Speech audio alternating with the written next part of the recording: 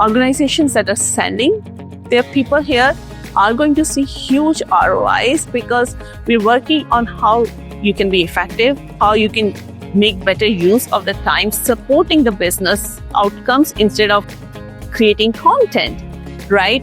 Or spending time on doing stuff that AI can do better for you.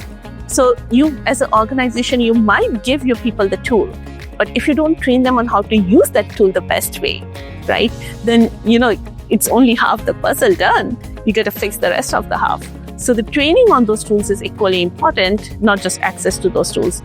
So I think that's where the ROI of organizations lie. Another thing to keep in mind is these are the people that might then take this knowledge and disseminate it through the organization, right? If you're training the trainer can then train a lot more people. So it makes sense because AI applies to not one department. AI throughout applies to your marketing, to your sales, to your operations, to your customer service. If your training department is trained on it, your rest of the organization is in a better shape.